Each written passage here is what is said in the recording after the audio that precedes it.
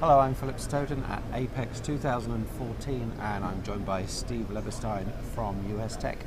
Steve's also my boss. Steve, thanks for stopping by. Thank you. Good to see you again. It's been a fun week, lots of people on the floor, lots going on. Been really busy. The traffic in the aisles has been really encouraging. Yeah. Feedback from the exhibitors is great. Yeah.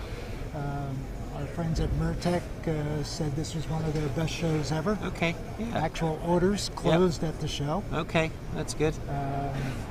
From a technology perspective, didn't see much that was revolutionary. No. Mostly evolutionary. Yeah, I think just people pushing on yields, pushing on, lower cost of manufacture, just those tweaks.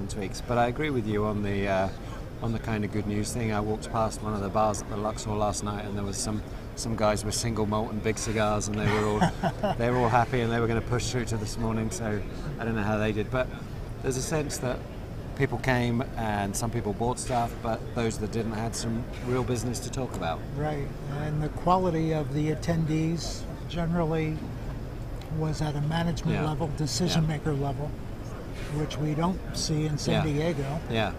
So I think that bodes well for the coming year. Yeah. What do you think about the? A couple of people said to me that they love the technical conference in terms of the content, and it's great and it gets people there, but it takes people off the floor. Oh, it's a tricky balance because there's a lot going on in that program, isn't there? There's quite a bit, but the good news is that they do seem to come to the floor after the conferences are over. Yeah. Some of the other shows that have conferences attached, people are strictly there for the technical sessions, and then they don't come to the show floor. Yeah, so we maybe get the buyers up here all day, but then we get the engineers up to validate some of their considerations, and they've had some pretty cool keynotes that have been actually before the show opened. So I guess that works too. One of the key topics or two of the key topics that have been coming up, one geographical, one business sector. Automotive seems to be exciting people. Absolutely. For North America, that seems to be an issue pushing towards Mexico. Yeah. And there's quite a bit of excitement. Yeah. Some of the exhibitors did have folks from Mexico and South America visiting them here. Yeah.